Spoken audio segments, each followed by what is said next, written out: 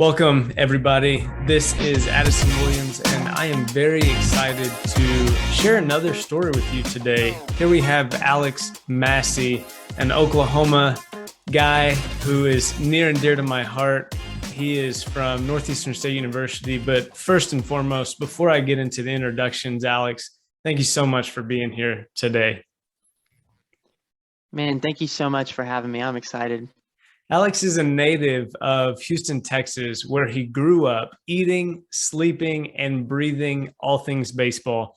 In his teenage years, he also added a few hobbies like playing Xbox with his friends, working out, and fishing every day the weather was good. In May of his senior year of high school, he fulfilled his childhood dream of signing to play baseball at Brookhaven College in Dallas, Texas. There, he went on to earn his associate's degree while living out his dream, playing college baseball.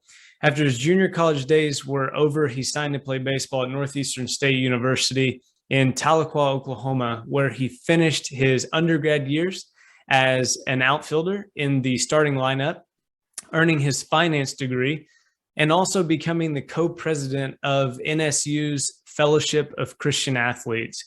He was also involved in the Student Athletes Advisory Committee. Since graduating in May of 2019 from Northeastern State University, he moved to Tulsa, Oklahoma, where he's lived for the past 3 years while working at Inspire Financial Group. And as all baseball players seem to do, he picked up golf as a hobby. So, Alex, once again, thank you for being here today.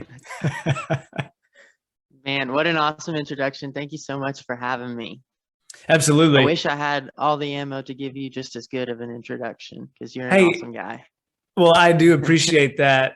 However, this podcast is about you and your story. If you would like to add bonus comments later, I will gladly present to you an introduction so that you can give me a shout out next time. Deal. You got it. That's awesome. Well, obviously, Alex, you are very involved. You were very involved in college. I'd love to just kick off and allow people to understand your journey going to college. Talk to us a little bit more about your experience growing up and what really resonated with you. Why did you want to play college baseball?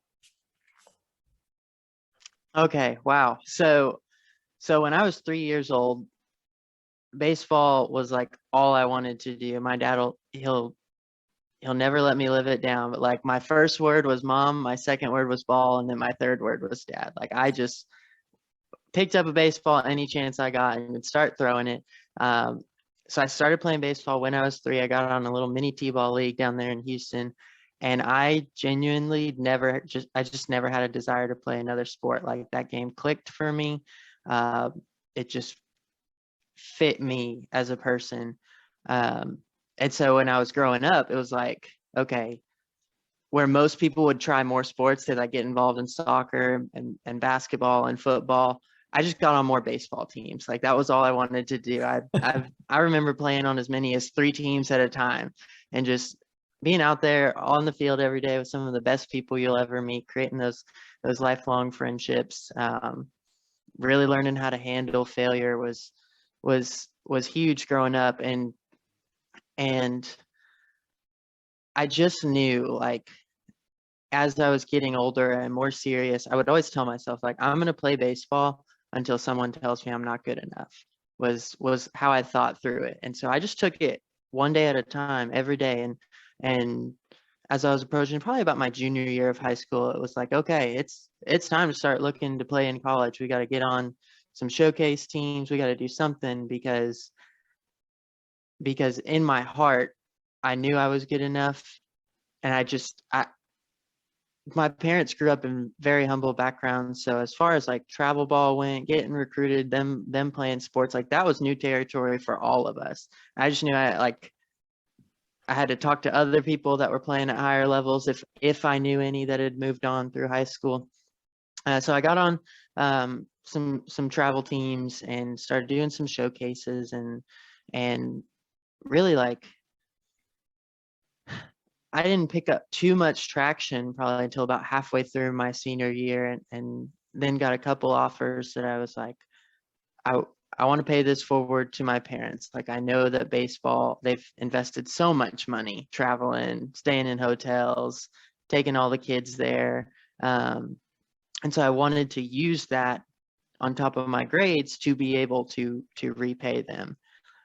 And you know, I think that honestly, that mindset helped me so much moving to college, because I mean, you know too, that once you get to college, it's no longer a hobby. It's you eat, sleep, and breathe baseball. And so just having that why that I was tied to, of like, I'm doing this to pay my parents back, but I'm still upholding that promise to myself of I'm going to play until someone tells me I'm not good enough, really made it so much easier for all those 6 a.m. workouts to get up and put in the work, go to the cages after, and do all that. And so it was a super long-winded answer of saying that why I chose to play in college myself was, one, for the personal of I'm going to play until I'm not good enough, but two, just as a thank you to my parents, honestly, for everything they did for me growing up.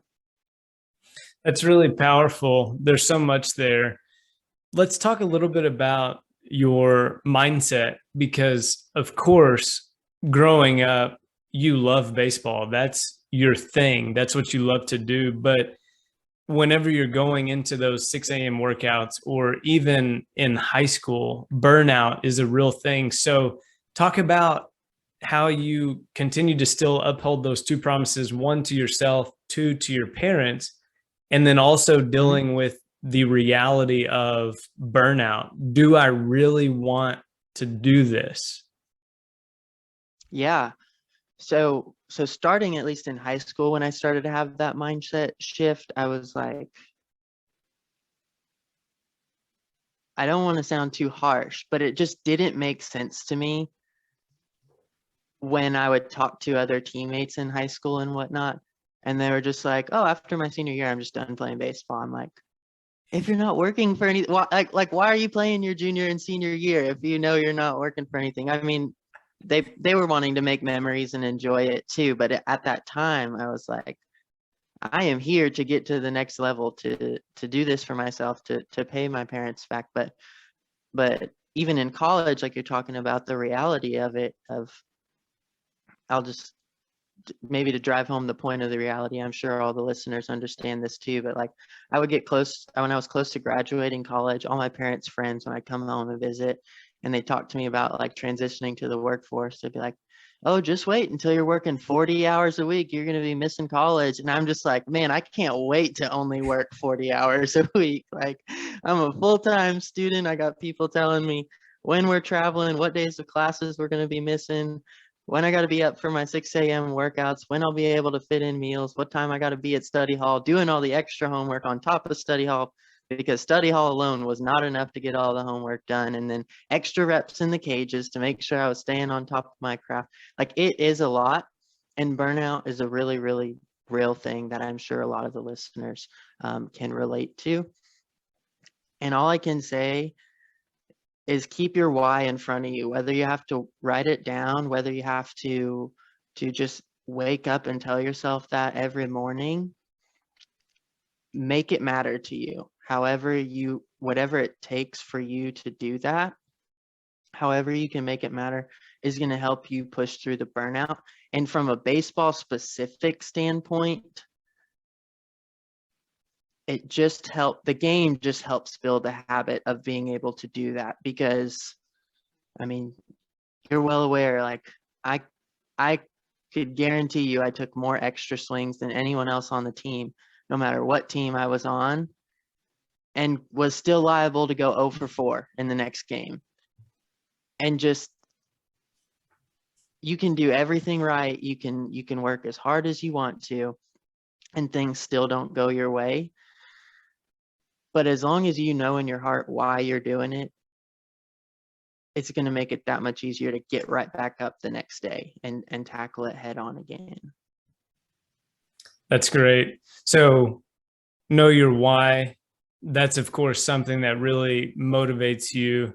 Whenever you talk about some of the challenges that you faced coming into college as a freshman, what opened your eyes? Because now you're not just playing with boys, 14 to 18-year olds. You're playing with 18 to possibly 23-year olds. So how did the dynamic shift for you? Because you've already mentioned that some of your teammates in high school weren't really serious about it. And of course, understandably so. However, once we transition into the college world of sports, it's a different animal. So walk through your freshman fall at first Brookhaven. Let's go there. Yes. What happened? Man, my freshman fall wasn't even the first official day before I got my wake up call. And so, I don't remember. Maybe you're familiar with Coach Brandon Rains, who was the head coach at Brookhaven while you Yes. were over there coaching at Mountain View.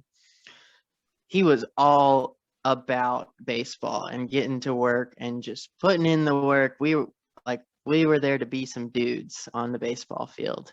And one of the things was, they have the dates of when you're allowed to start practicing and how long you're allowed to start practice for.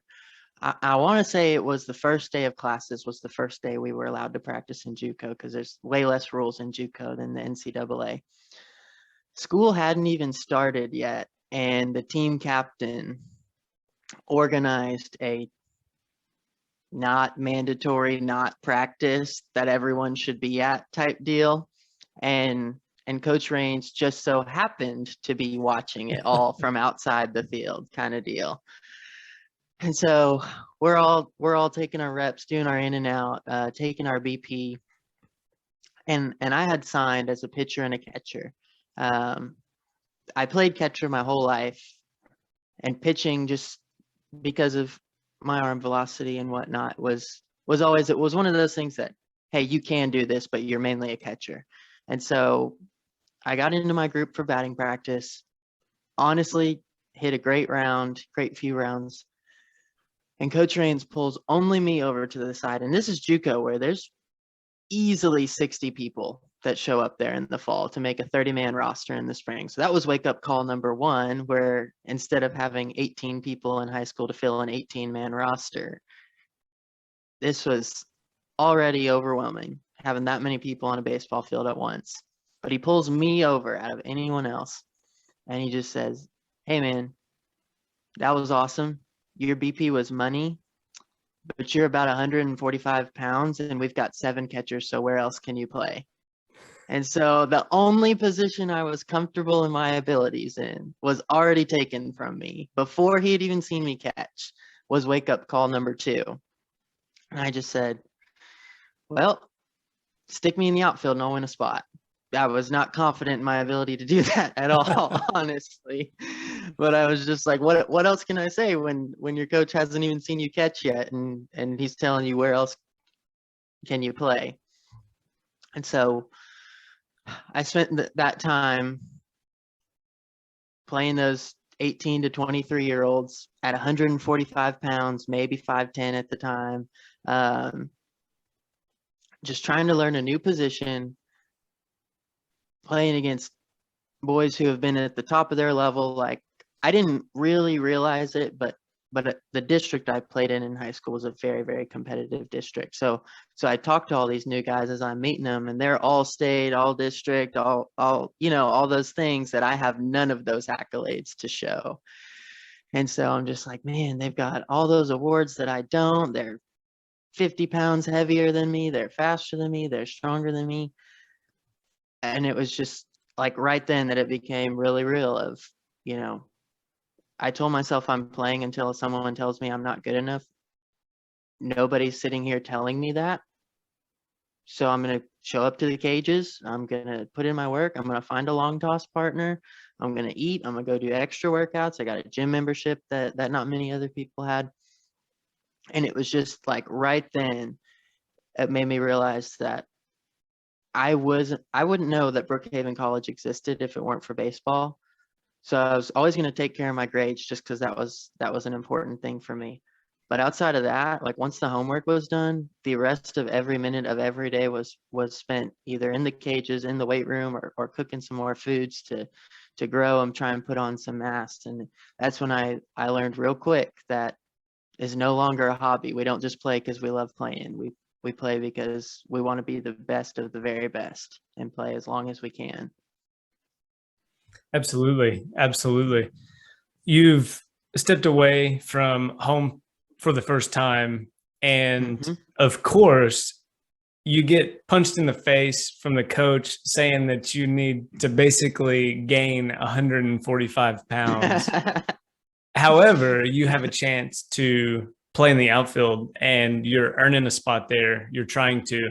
So, how did that interact with your self worth? I mean, of course, you're coming into this as a freshman, and every minute of every day is spent school, baseball, school, baseball. So, walk through how you incorporated community into that. How did you stay sane? Is a simple way to frame that question. I stayed sane by loving the process. Like I genuinely love as a person, no matter what I'm doing, I just love improving, of being able to finish a task for the day and be like, dang, I did that better than I did it yesterday. So that helped me stay sane of just showing up like to the cages, for example. If I just showed up to the cages, I might take 100 swings or 10 swings, but every single swing I went in there with a mission on what was going to get better that day. And as long as I could walk away, which progress isn't linear, I didn't get to say that every single day that I got better today.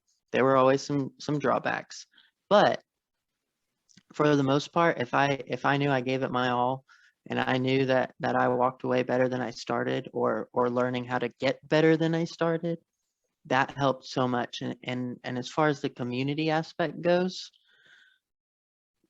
we're called JUCO bandits for a reason. Like it's a different breed of person that it takes to get through those junior college years. And partnering up, just having my accountability partners, like I mentioned, of like this person was going to be my long toss partner. I didn't have to worry about showing up to the field any day and wondering who I was going to throw with. It was like, we're warming up together because we're going to throw further than everyone else, and we're going to work on our arm strength. Same thing, my roommate my freshman year was a pitcher, actually. So I quickly had to grab another outfielder to work on fly balls with, as well as go to the cages with, because my roommate himself wasn't going to go to the cages and hit with me. And so looking back, just making sure I was never alone in what I was doing helped me to stay sane. And as far as community goes as well, it was like, you eat, sleep, and breathe with those guys. You're either all in the same gen ed classes, because you've got to fit them all in at the same times, around baseball practice, around weights, around study hall, around travel days. So you end up basically living with them, maybe except for sleeping. And the camaraderie that comes with everyone knowing that we're all in this together also, I would say, helped me a lot in terms of just keeping my sanity and not getting too burnt out of we were all there for the same reason, and that was to get to the next level. At that point, nobody was just playing to finish out their JUCO years. Absolutely. Well, let's talk about the next level. But first, before we talk about you transitioning to NSU, let's talk about your spring season. In the fall, you were basically told, find another position. We can see that you had the dedication to do that. How did your spring season go? Let's talk about the finish line there.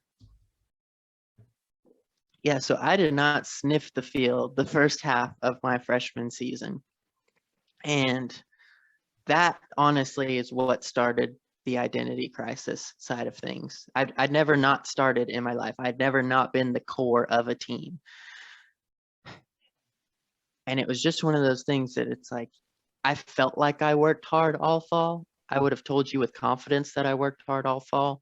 But when all that hard work didn't result in a starting spot, my options were give up, which was not going to happen, or find another gear and work harder. So I took every rep, I guarantee you, more seriously than everyone else did in practice. And we were having a pretty solid season my freshman year. I wasn't touching the field, but as far as how the outfielders were performing, I want to say as a team, we were like leading either the nation or at least the region in home runs, and also leading in strikeouts. And the bulk of those strikeouts came from the outfielders. So that was kind of what peeved me a little bit, was that I was like, man, coach doesn't even think to put me in. Even if he's not thinking to put me in, he thinks I couldn't even make contact worse than the other guys are already not making contact. Like he thinks I'm that unproductive to the team. And we were about halfway through the season. We had just gotten smoked by Richland in 2 games in the series, which if you asked anyone on that team, we should not have lost to, and they had already smoked us twice.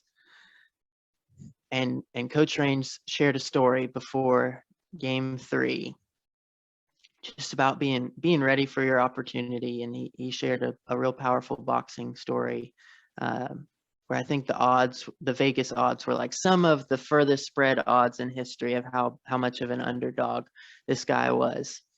And he just waited. I'm not good at boxing terminology, but he took it as many rounds as you could and just snuck out with the win, with a technical knockout in the very last round, of just waiting for his opportunity to strike and get it. And a pitcher by the name of Cameron Copeland, just after we all get dismissed from that speech in that huddle, haven't even seen the lineup yet, and he just smacks me on the shoulder and goes, "Good luck today, bud." And I was like, what? Like, we're having a good season. I mean, coach was mad.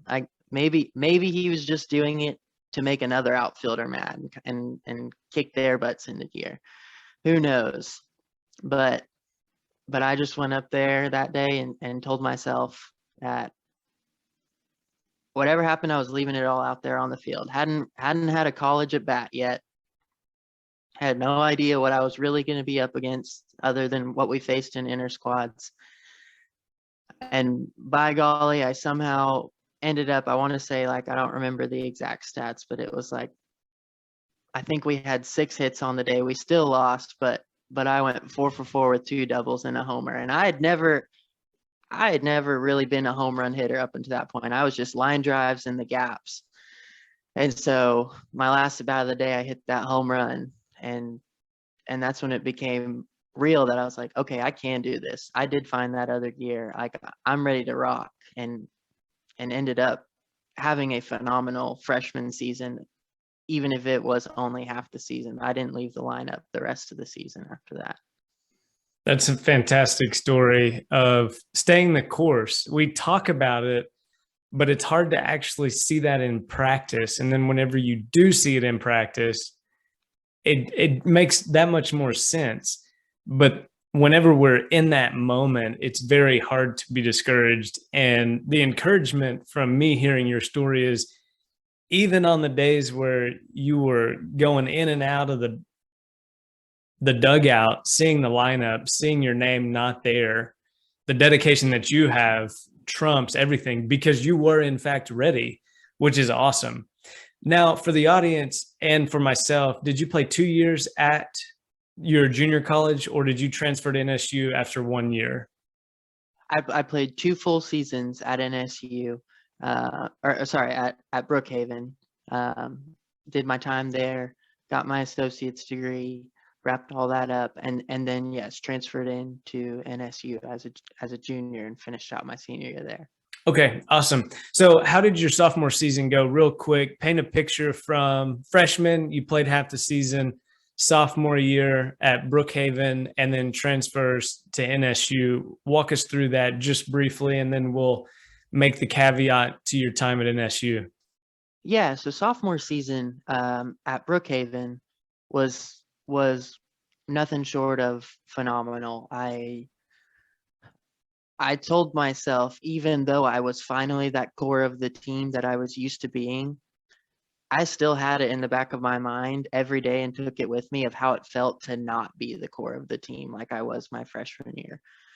And I played every single day like tomorrow's spot was not guaranteed, was the most valuable thing I learned out of that half a season of not being in the lineup. Like, it's a dog eat dog world out here. So every day that I'm in the lineup, I'm playing to secure tomorrow's spot in the lineup, and having that mentality of just something more than oh, I hope I go 4 for 4 today, of caring about my stats, of just providing value to the team, however it may be, really helped me have an outstanding sophomore season as well. That's great. So did you reach out to Northeastern State, or did Northeastern State reach out to you in terms of the recruiting process? So this story might take a few minutes to get through. I'll try and keep it brief for the sake of time. When I transferred, fortunately, college was cheap at Brookhaven, but I told myself I was transferring to play on an academic scholarship and an athletic scholarship. Because like I said, my parents had done a ton for me, and I knew I was a good enough student to get an academic scholarship wherever I went. But I also wanted to get that athletic scholarship too, to help them out as my thank you to them. Man, I don't want to sound too cocky, but there was probably upwards of 50 Division III or NAIA schools that were reaching out to me, that the Division III level can really only offer you an academic scholarship. NAIA can offer you one or the other, but they can't stack it. And it took everything in me to not just give in and accept one of those offers outside of my promise to myself. So I actually took it so far. It was probably end of June, early July, after my sophomore year, and I still had no idea where I was playing. I screenshotted all my stats, wrote a little bio about myself, and emailed just about every Division II school you can imagine that had a good business program and a baseball team. And I told myself I refused to play in Louisiana or Oklahoma, because that's where we traveled from Brookhaven. And I was like, I do not like either of those states. I want to play somewhere else. I want to get a good education. I will not play in Louisiana or Oklahoma. And a buddy of mine from Brookhaven was an outfielder with me, and his name's Colton Majorca. He was an awesome dude. I learned a lot about defense from him. And he was looking for somewhere else to play. And he texts me on like a Wednesday when I'm back in Houston. He's like, hey man, I'm going to this camp up in Tahlequah, Oklahoma, was how I read it. I had never even heard of Tahlequah. And I'm like, what the heck is Tahlequah? And he's like, no, it's a Division II school up there. They're holding a camp. The coach said he likes to recruit out of that camp. And so I'm going to go give it a shot. And he said, you should come with me. And I said, I really appreciate you thinking of me, but I can't just drop everything on a Wednesday, drive 9.5 hours and be at a camp on Friday. So I had actually already applied to the University of Arkansas. I was ready to hang up because I couldn't uphold my promise of playing on 2 scholarships. And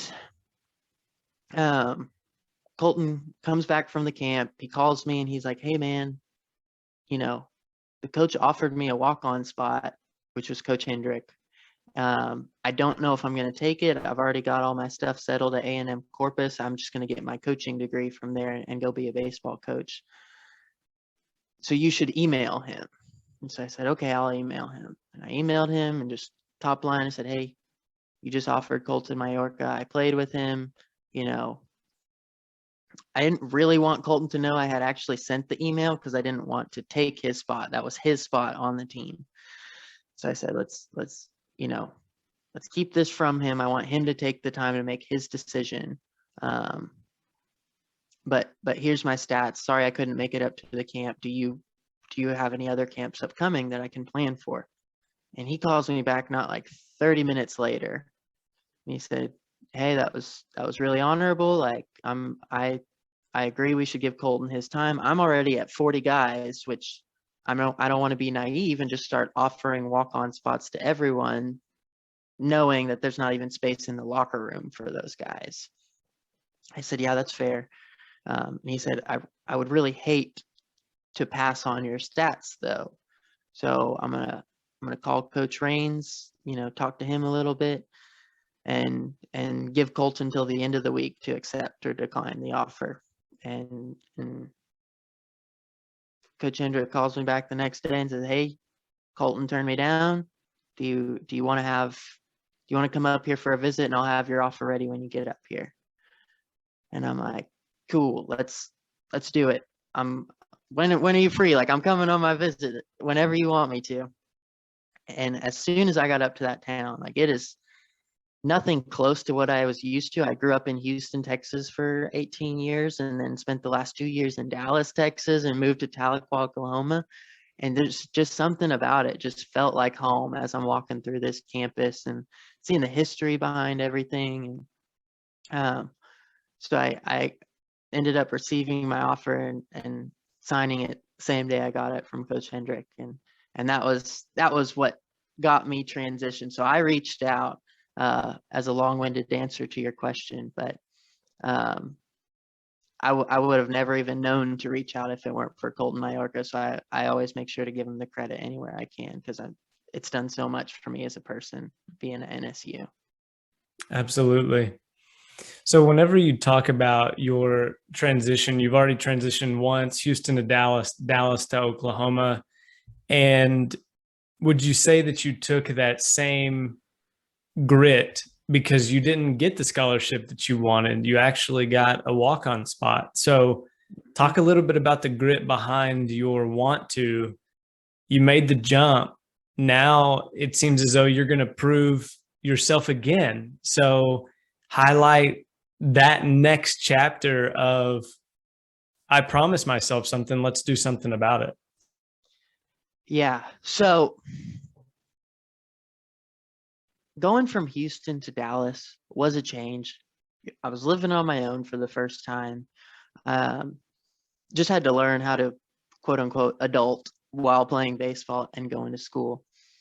But I think there was a piece of me that just knew, like, I'm a mama's boy through and through. Like, if I called my mama and needed something from her, she would make that 4-hour drive, no hesitation. So it was almost like I always had that piece of knowing home was really not that far away. Even if practice got out early on a Friday, it was nothing to head home in the afternoon and spend Friday night, Saturday, Sunday, come back Sunday evening from a Houston to Dallas trip. But once I moved 9.5 hours away to Tahlequah, when that was no longer an option, there was a completely different feeling to it that now I'm so grateful for. It made me grow up and become my own person in a way that never ever would have happened if I'd stayed close to home. So now it was like I had to redo the whole adjustment period of getting to a new school, earning a spot, meeting all these new people that are now at the NCAA Division II level, which was as high as I felt like I could have played. So I just every day showed up to practice having that pressure of, like, now I'm playing with guys that can get jammed or cap a baseball and park it over the left field fence, and I have to hit it perfectly just to get it into the gap off of these guys, And so it was like showing up to the field every day knowing that I had to play perfectly in a game of failure to even have a chance at beating out these guys messed with me deeply. And then going home to my apartment in Tahlequah, where I now have to figure out, like, how I like to do things, because Mama's not super close, and I knew 0 people when I moved to Tahlequah. I definitely unknowingly started getting in with the wrong crowds of just trying to have people to hang out with and doing a bunch of things that were way out of my character at the time. Was so hard to feel comfortable doing anything, and I think the lack of comfort each way at home and on the field made both things tie into each other. So I almost felt like my entire my entire junior year fall. I don't know how Coach Hendrick didn't cut me. I played so terribly. And I actually learned that Butch Ray, the GA, I learned this right before graduation my senior year, because we got real close. But he was furious that Coach Hendrick wouldn't redshirt me. He was like, he's just not ready. And Coach Hendrick was like, just give him time. Just give him time. And so that junior year fall was brutal. It was tough mentally. It was tough physically with the workouts we were doing. I mean, we haven't gotten too much into the faith side of things yet, but at that point in time, I couldn't have told you the last time I was in a church in at least 6 years at that point in time. So I just lost was an understatement, truthfully, but things started to click moving into that junior season. Well, let's talk about it. Let's talk about when things started clicking, because that's what the audience is yearning for. You've set us up. Now just bring us home. So much like my time at Brookhaven, I did not sniff the field, and rightfully so. I looked like I had never played baseball in my life for most of the fall in front of all the coaches and all my teammates. And Coach Parker Kruckenberg was our hitting coach, and we had been working on some things that would help me adjust to pitching styles at that level. And he just pulled me over. We were probably 2-3 weeks into the season, so maybe 8 to 10 games in. And he just said, hey, work while you wait. Your time's coming. And from what I remember, we were having a pretty solid start. Maybe nothing phenomenal or anything like that, but we were playing good. Nothing that I could see on the field that warranted like, I'm going in today. I'm going to play today. But Coach Kruk just told me, work while you wait. So same mentality I had at Brookhaven. I'm going to take more swings than everyone else. I'm going to take every rep in practice more seriously than anyone else's. I'm going to warm up the outfielder from the dugout every single inning. Nobody's going to be on the bench putting more effort in than I am. Nobody on the field was going to be putting more effort in than I was. And we were playing Northwest Oklahoma State one day, and it was a midweek game. And for some reason, Coach Hendrick thought it was time to give me a start. And so I'm the 9-hole, rightfully so. I had shown nothing. And that was when I really took my Brookhaven mentality, where I was normally a leadoff or 2-hole or whatever at Brookhaven. But I took that mentality of what I would coach the other guys in the bottom of the lineup. I was like, if you're hitting 8th, you should have had 7 at-bats ahead of you, watching the pitcher, studying their pitch sequences, what they're throwing in different counts. And I said, hey, that worked for the guys under me when I was leading them. I'm going to take my own advice. And so I'm in the 9-hole. I'm like, I should have 8 at-bats under my belt before I get up to the plate. And I'm watching, and things are just rough for those first 8 hitters. It was kind of like a sidearm pitcher, which I naturally drive the ball to right field with my swing. So I wasn't too worried about the sidearm thing that was throwing everyone else off, but it was a bunch of just low and away fastballs that everyone's trying to jump out in front of, ended up rolling over, popping things up. And I turned to another bench buddy of mine, and I just said, he's throwing all 8 people the same way. I'm going to stand all the way up at the front of the box and crowd the plate, so that now that low and away fastball is dang near right down the middle. And I'm just going to try and barrel it up. And first pitch of my first at bat as a Riverhawk, I ended up hitting over the right center field fence. And that was the first run we scored that day. And ended up really close actually to my debut as a Riverhawk. I had a dang near perfect day with like a double and a homer, and it was, dang, I'm about to get emotional thinking about it, but there's just like twice in the same career. What are the odds of having a debut like that without having the work ethic to back it? Like that's concrete proof that I want everyone to hear from that whether you're in the lineup or not, take it personally, but don't make it your identity. Understand what the goal of each day is and how you're going to get better each day. And it will show up on the field as long as you trust the work you put in, knowing that it is good, intentional, quality work that you're putting in behind the scenes. That's so true. While you were telling that story, I just kept thinking about your day at Brookhaven, your debut at Brookhaven, that you set yourself up for success at some point. However, you never knew when your time was going to come. And I feel like exactly what you just said, whenever people get into that mindset of I'm not in the lineup day in and day out, that leads down a dark path. However, you are a true example of, even if you're not in the lineup, you still have opportunities to put in the work and have your passion fulfilled. Baseball was your love, and you proved that by showing up in the locker room, practices, games. Even if you didn't play, you are the epitome of put in the work, because if you really want it, your time will come and you've got to be ready for it.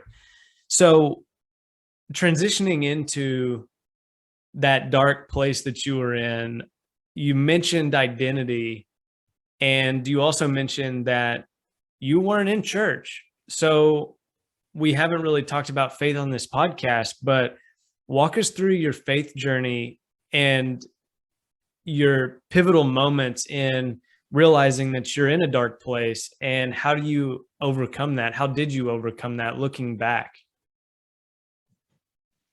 Yeah, so going all the way back to the beginning, because I never want to miss this part when I talk about my testimony. When I was in FCA and going there, which FCA at NSU was my transition back into my faith that I'll get into. But one thing that I noticed about every single person's testimony is they would call themselves a drug baby, and they would say, my parents drugged me to church my entire childhood, and this is when it clicked for me. Well, my parents' background in church is my dad grew up as devout Catholic as you could imagine. He went to Catholic school.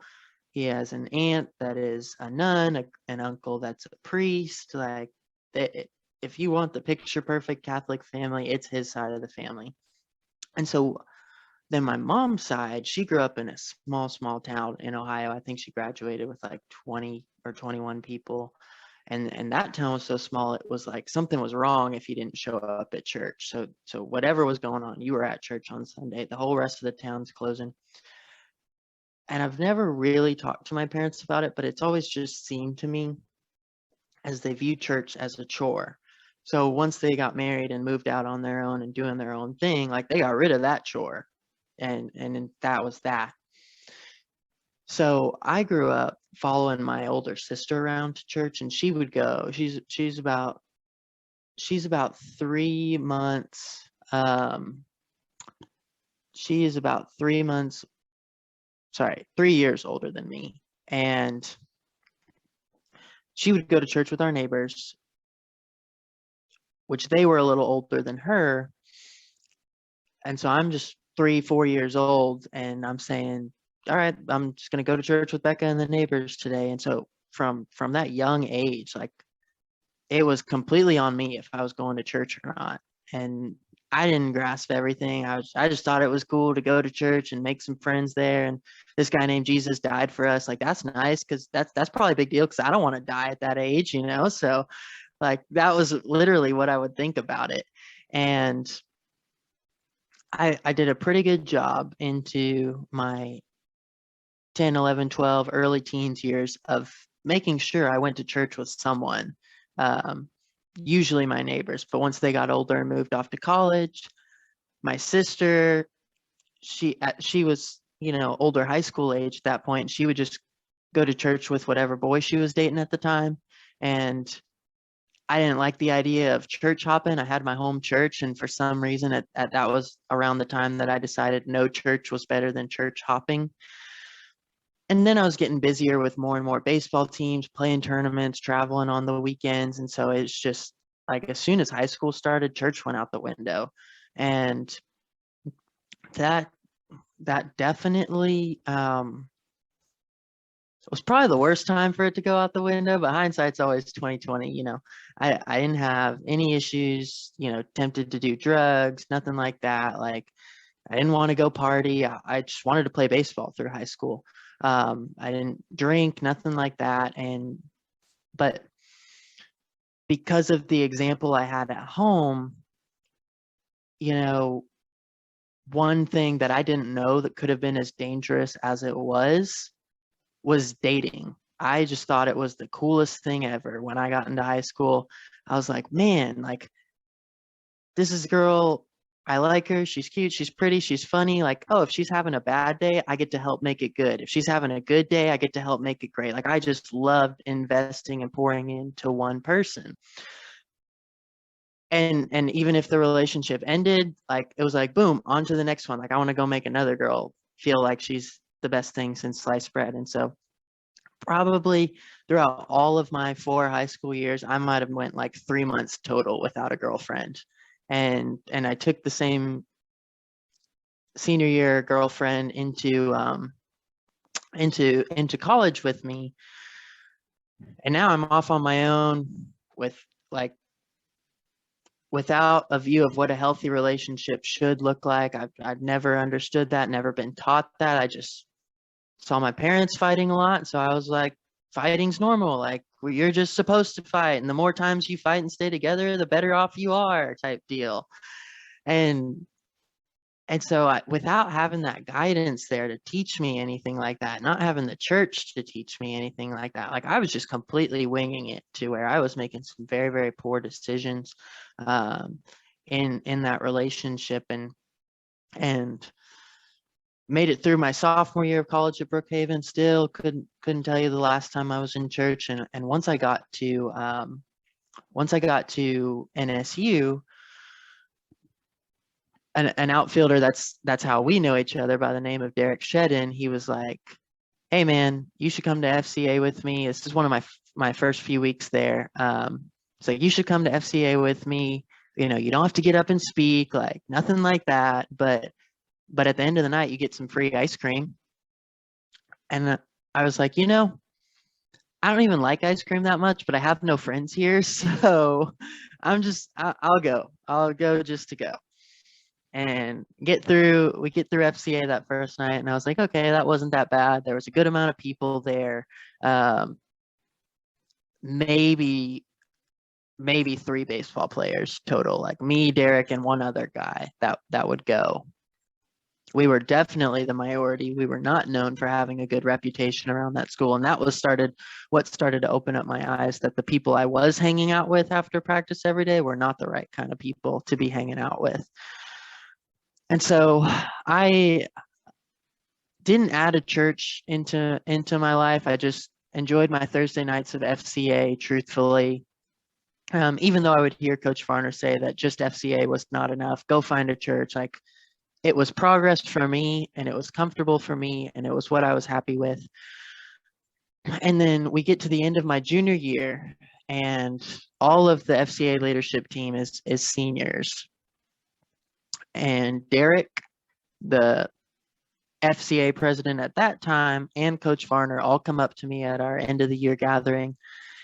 And they're just like, hey, so we've been talking and you're the next FCA president. And I was just like, no, I'm not. Like, so they're like, yes, you are. We've been talking. Like, you always came. You never missed a Thursday. Nothing like that. And I was like, I didn't speak to anyone. Like, I made some friends. I didn't speak in front of anyone. I didn't go to church. I was like, guys, I tried to fight. I was like, I am not the guy. And they were like, that's cool, but you're the guy. So And I ended up taking that position. The guy who quickly became my best friend, Jake Woodson, um, he accepted it with me. So that's how we decided to co-president together.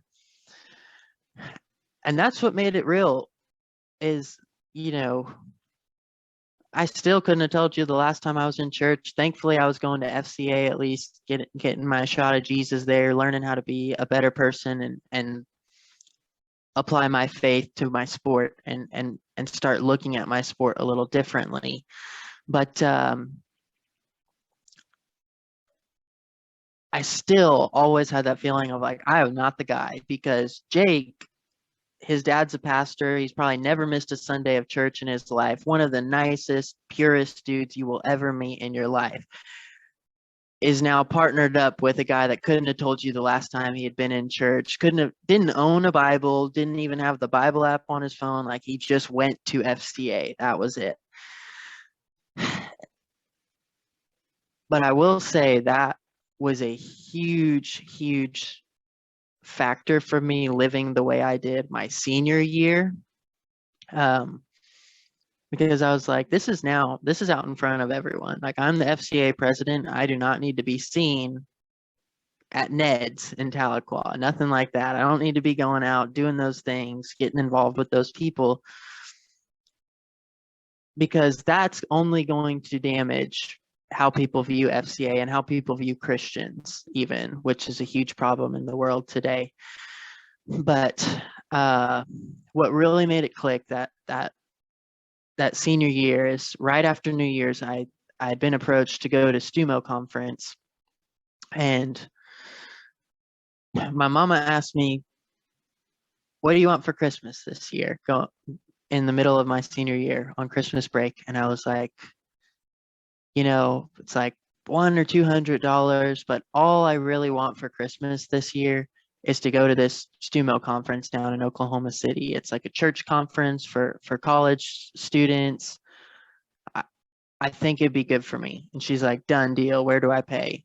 And so I ended up going, and that is a 4-day, like, fast-paced blast of nothing but amazing speakers, breakout sessions to learn about anything you can imagine, whether it's historical, theological, how to apply things to today's lives, how to overcome certain obstacles.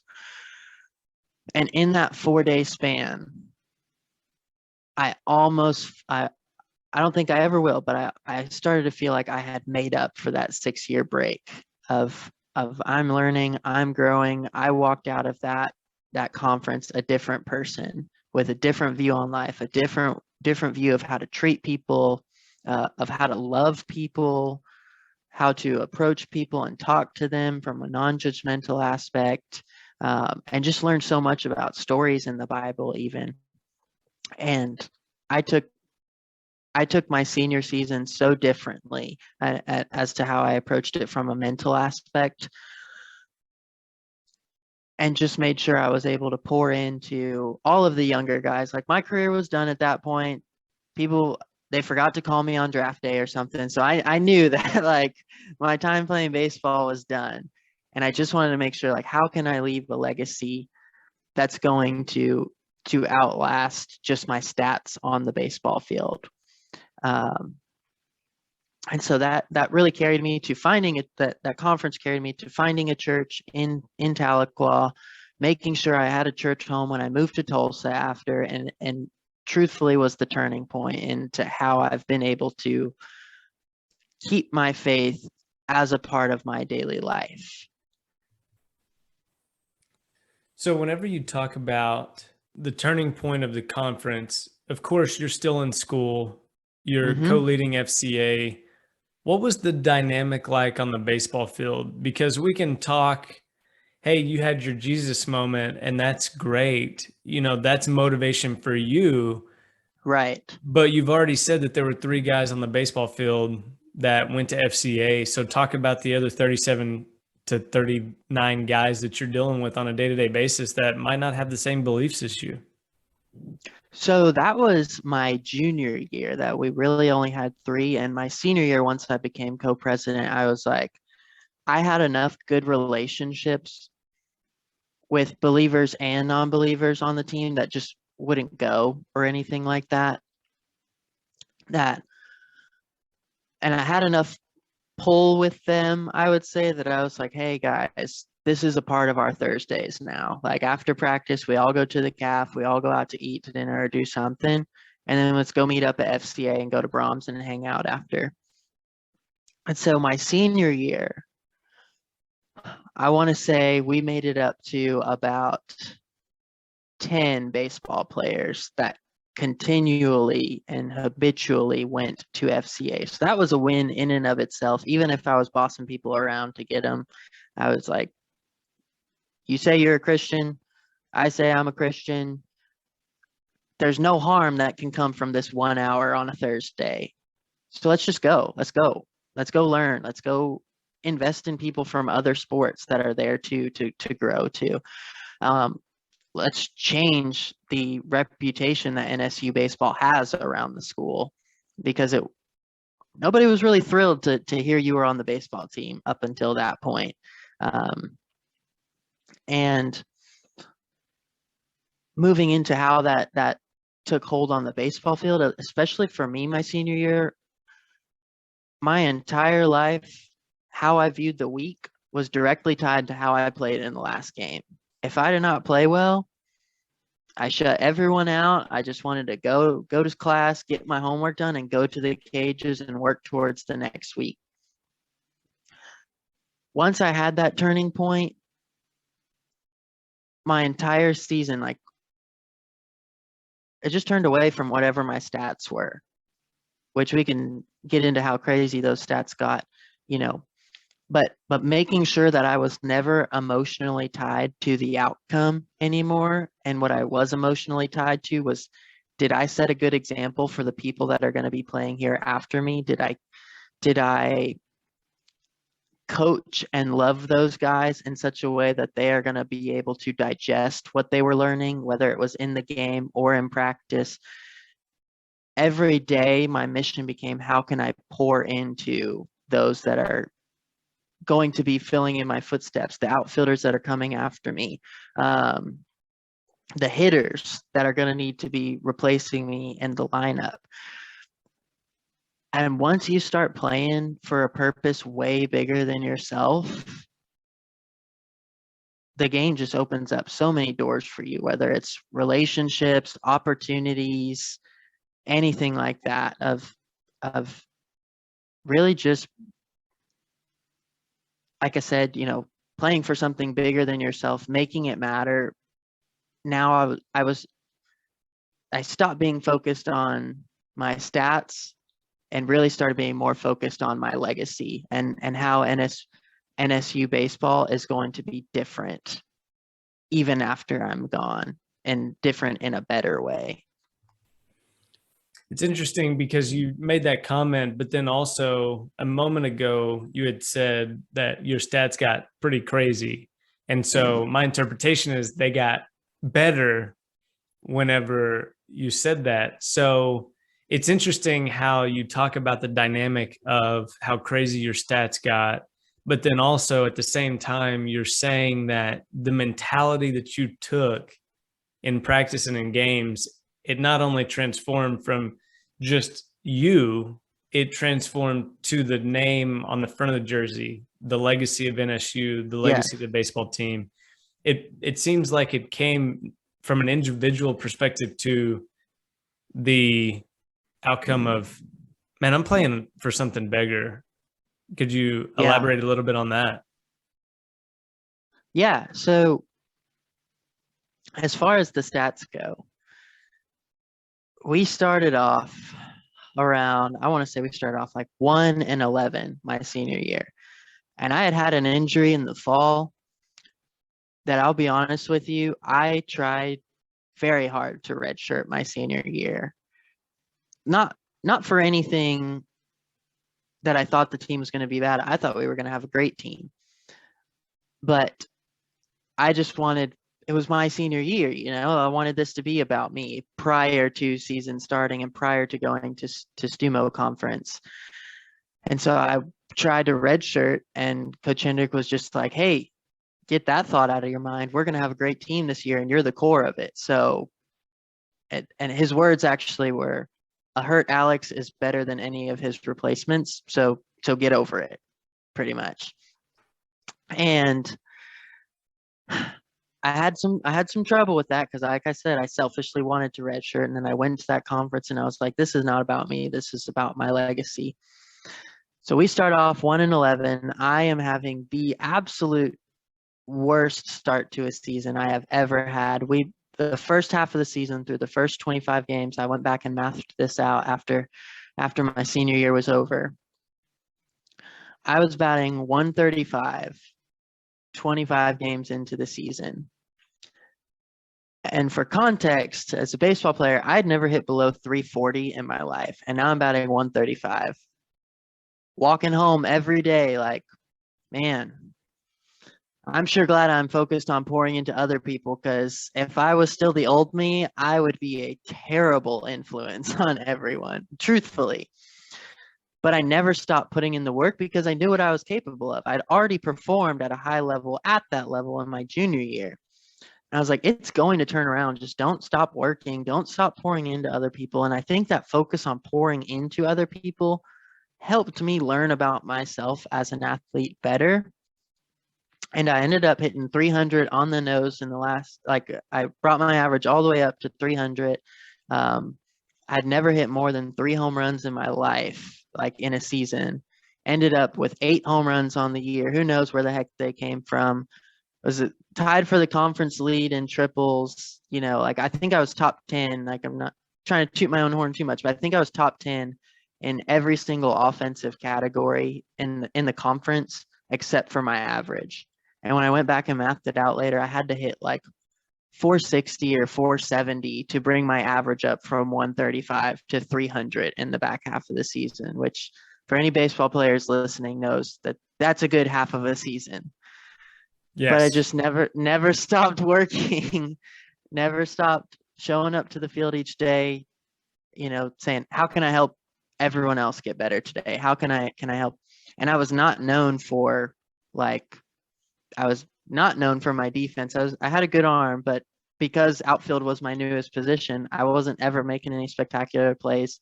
Somehow fielded 1,000 my senior year after not being anywhere close to that in my junior year or any year prior. And it's just one of those things of, like, making sure that all the younger guys understood the defense work and the fundamentals behind it helped me have to learn it in a way that I was able to communicate it. And if I'm able to communicate it, then I definitely understand it at that point. And that helped me learn about it better. But as far as the legacy side goes, man, I could so proudly say that, like, I was one of 10 baseball players at NSU my senior year that went to FCA, and I was the only one that went to that STUMO conference. I think we made it up to about 15 or 16 players at FCA the year after I left, so it was still growing, and those guys were then pouring into others, and 4 of them went to STUMO conference after. And I don't want any credit for the success that the program is having now, but I've always believed that getting your mind right outside of the field is going to fully transfer to on the field. And I don't know if you've kept up with them lately, but man, is it so fun to watch them play these last couple years now, with a lot of guys still going to FCA and not being hated and talked poorly about around the campus, and setting a better example. Absolutely. Absolutely. It's awesome to see, just in our little sphere of influence, how we can really transform and do some amazing things whenever we put our mind to it. So we've talked about a lot. We've experienced your story, your testimony, not only coming from a guy who had some trials and tribulations when it came to not playing or playing on the fields, but 2 pivotal moments on the baseball field where you had an opportunity to perform and you did perform. We've talked a little bit about identity, know who you are and your worth. And then we've also talked about the idea of community, which you as an individual, not tooting your own horn, as you would say, but then also just the reality of, man, I had to die to myself and start pouring into other people. And I feel like that just completely transforms so much of your junior and senior year. So if you were able to put a bow on it, looking back, what type of encouragement would you give the younger generation that is fighting those things that we just talked about, identity, the idea of community, and then also self-worth? I think those are three pivotal moments that you've identified in your life. If you could speak to that, that would be awesome. Yeah, I would definitely say to put a bow on all of this. And I'll use our sports as an example. The more in depth you get into anything, the better you want to get in anything, especially your sport. The higher level you play at, the more coaches you have. You know, in high school, you've got a baseball coach and an assistant coach that probably just kind of shadows the head coach and gets some tasks delegated off to him. And that's about it. And then you want to play in the next level and you get to college, like the JUCO route. You've got the head coach, usually oversees hitting, and then you usually have a pitching coach and maybe a GA. And you get to the 4-year level. Some people go straight there where you've got a head coach, which Coach Hendrick was the pitching coach. Then we had a hitting coach. Then we had a GA, which Butch specialized with the infielders and some of the outfielders he helped out with. Then we had a student assistant. And then we had a strength coach on top of that. So the higher level you want to get, the more coaches you need, the more people you need pouring into you, looking at things from a different level. So everyone knows that we have to have a mentor, and the higher level we want to get with things, we have to have more mentors. But also what I don't want to skip over is you also need to be a mentor to really create that legacy, to up the standard of everything you do in life. And so you've always got to have that next generation, those people under you that you're always coaching up, pouring into and investing in. That's going to make you better in every area of life. It's the same with our faith. You know, the deeper we want to get in our faith walk, the more devotionals we need to be doing. Like church just isn't enough at that point. Like we need to be doing more devotionals. We need to have maybe even a marriage counselor. If you're in a relationship, look into marriage. You got to have more coaches and more people pouring into you, and then some type of community group to also be pouring into at the same time. Like as you're going through anything in your life, look at it through that lens of who are the people pouring into me from above and who am I pouring into down below, to make sure that my legacy is left in the way I want to. That's a beautiful representation of discipleship. Let's be honest, it's the multiplication, even in the sense of you talking about the teamwork and the community of you going to FCA basically pulled. Number one, you hate ice cream. And number two, you just did it because Derek invited you, which shout out to Derek. But then also you took initiative upon yourself to encourage others, even if you're still unsure about this thing. There's a commonality that we all have, and that's this idea of being in community one another. So Alex, it's been such a pleasure to hear your story today. I know that I'm certainly encouraged. It's amazing to hear it on this end.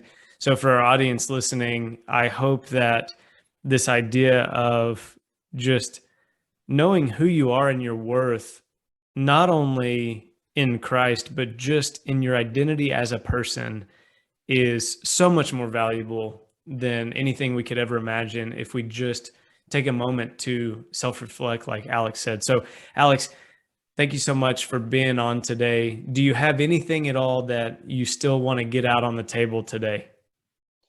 Man, I think that was everything. I've loved every second about this conversation with you. You were asking awesome questions. I'm so excited to see the lives that hopefully can learn something and improve because of this, because that was why I was more than happy to hop on here with you. And it's been such a pleasure getting to meet you and talk to you, Addison. I had so much fun.